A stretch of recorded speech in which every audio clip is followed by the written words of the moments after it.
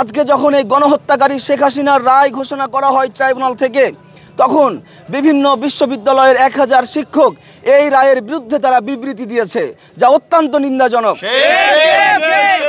আমরা শিক্ষকদেরকে জাতির মেরুদণ্ড বলি, শিক্ষকদেরকে আমরা অভিভাবকের জায়গায় দেখি, কিন্তু এই সব কুলাঙ্গার শিক্ষক তারা স্বচক্ষে দেখেছে জুলাই অভ্যুত্থানের সময় কিভাবে এই স্বৈরাচারী হাসিনার একক নির্দেশে এই বাংলাদেশের শিক্ষার্থীদের ওপর, আপামর জনতার ওপর নির্বিচারে গণহত্যা চালানো হয়েছে।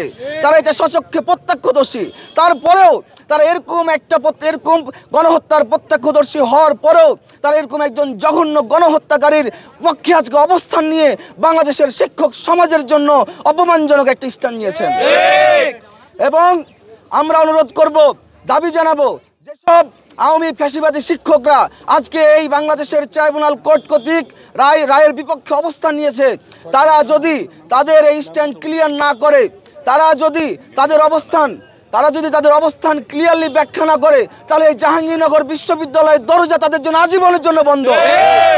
গণহত্যার পক্ষে অবস্থান নেওয়া কোনোভাবে মতামত প্রকাশ হতে পারে না। গণহত্যাকারীর পক্ষে অবস্থান নেওয়া একটা অপরাধ, এবং এই অপরাধের কারণে জাহাঙ্গীরনগর বিশ্ববিদ্যালয়ের শিক্ষার্থীরা তাদেরকে ছুঁড়ে ফেলছে।